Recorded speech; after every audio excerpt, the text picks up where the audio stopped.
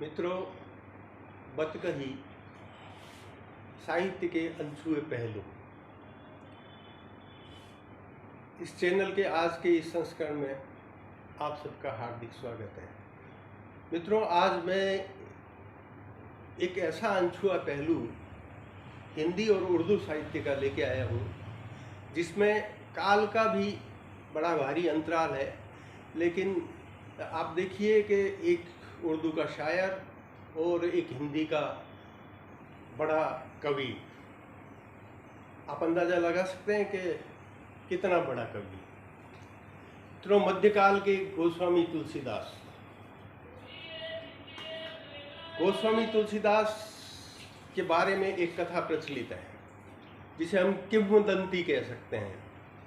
और किंवदंती इस प्रकार है कि गोस्वामी जी एक बार किसी स्थान पर जा रहे थे तो रास्ते में एक सुहागन स्त्री उनको विलाप करती हुई मिली। गोस्वामी जी को देखकर उस स्त्री ने उनकी चरण वंदना की और बरबस गोस्वामी जी के मुंह से यह आशीर्वाद निकल गया कि सदा सुहागन रहो। तब वह स्त्री और भी करुण भाव से रोने लगी और उसने बताया कि कुछ ही थोड़ी सी दूरी पर ही मेरे पति की शव यात्रा जा रही है और आपने महाराज मुझे क्या आशीर्वाद दे दिया। तो गोस्वामी जी को लगा कि ये क्या हो गया। तो उन्होंने उस शव यात्रा को रुकवाया और लोक में ऐसा प्रचलित है कि उन्होंने उस स्त्री के पति का सिर अपने घुटने पर रखा और लोक प्रचलित एक दोहा बोला, जो दोहा इस प्रकार है कि तुलसी मढ़ा मंगाए के माथे दीनो हाथ, हम तो कछु जानत नहीं तुम जानो रघुनाथ। और किंवदंती के अनुसार भगवान की ऐसी कृपा हुई कि वह मुर्दा जी उठा और वह स्त्री फिर से सुहागन हो गई। तो ये तो मध्यकाल की चली आ रही किंवदंती की बात है। लेकिन दिलचस्प पहलू यह है कि इस पर भारत के विभाजन के बाद हिंदुस्तान छोड़कर पाकिस्तान चले गए हमारे हिंदुस्तान के मशहूर शायर जोश मलिहाबादी साहब ने भी एक नज़्म कही और इसी किंवदंती को उन्होंने किस नज़रिए से देखा और तुलसीदास जी ने किस तरह से उस स्त्री को दुख से मुक्त किया, उनका एक दूसरा नज़रिया है। वह जोश मलिहाबादी साहब जो आज़ाद हिंदुस्तान में प्रकाशन विभाग ने जो पत्रिकाएं शुरू की थी उसमें उर्दू की आज पत्रिका के यहाँ संपादक हुआ करते थे। लेकिन किसी कारण से पाकिस्तान चले गए और पाकिस्तान जाने पर उन्हें बहुत तकलीफें भी उठानी पड़ी। जो वादे उनसे पाकिस्तान द्वारा किए गए थे वो पूरे नहीं हुए और उनके बहुत करीबी दोस्त जोश मलिहाबादी साहब ने, फिराक गोरखपुरी साहब ने एक मशहूर शेर कहा था जो आज भी बहुत इज्जत किया जाता है। उन्होंने कहा था कि अब याद रफ्तगां की भी हिम्मत नहीं होती। याद रफ्तगां मतलब बहुत तेज चलने वाली। अब याद रफ्तगां की भी हिम्मत नहीं होती, यारों ने इतनी दूर बसाई है बस्तियां। जोश मलिहाबादी पाकिस्तान चले गए, लेकिन तुलसीदास की किंवदंती पर उन्होंने जो नज़्म कही उसका उन्वान या शीर्षक उन्होंने रखा सुहागन बेवा।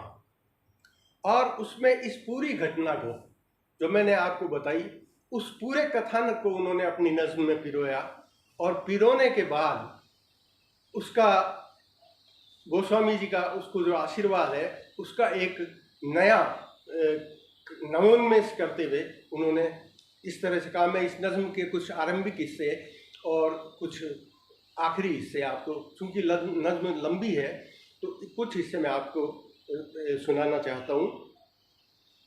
सुहागन बेवा।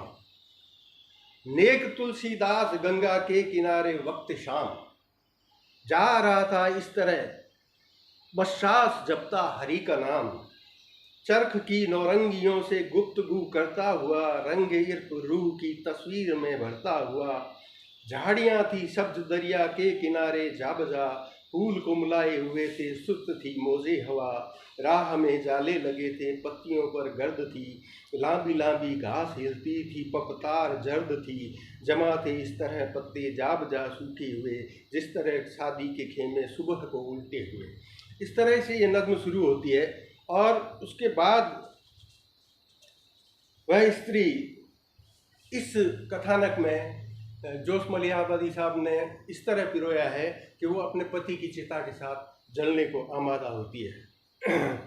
और इसी वक्त गोस्वामी जी उसके पास पहुंचते हैं, कह कि यह लपकी चिता की सिमत वह नाजुक खराम, और कहा है दुख भरे संसार ले मेरा सलाम। बस ये सुनना था कि झपटे उसकी जानिब दास भी, देखते ही आपको कमसिन तो थी घबरा गई। रो के फिर कहने लगी, बाबा दुआ दीजिए मुझे, जिंदगी के पाप से जल्दी छुड़ा दीजिए मुझे। दास ने फिर तो करीब आकर बनरमी यूं कहा, ए मेरी नादान बच्ची सोच तो कहती है क्या, मरना जीना एक है जिनको जरा भी ज्ञान है, वह उधर का मर्तबा है यह इधर की शान है। और इस तरह से इस पूरी एक संदेश के साथ गोस्वामी जी उस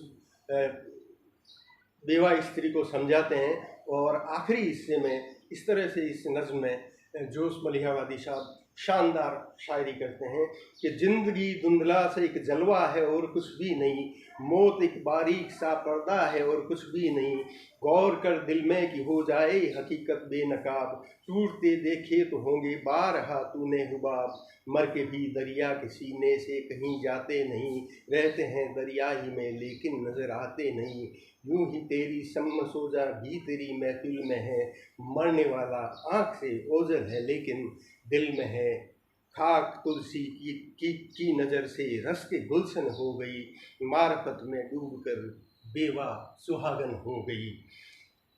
तुलसीदास जी, जोश मलिहाबादी साहब कहते हैं कि तुलसीदास जी की नज़र से वो जो शमशान की मिट्टी थी, वह शमशान की मिट्टी भी किसी बगीचे से रस करे ऐसी हो गई, और अध्यात्म के उस प्रवाह में बहकर वह विधवा स्त्री भी सुहागन हो गई।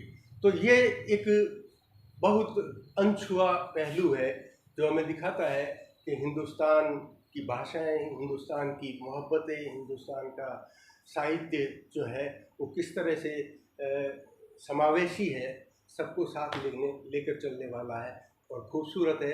अगले अंक में फिर इसी तरह की एक रोचक वार्ता लेकर आपके सामने फिर उपस्थित होऊंगा। नमस्कार।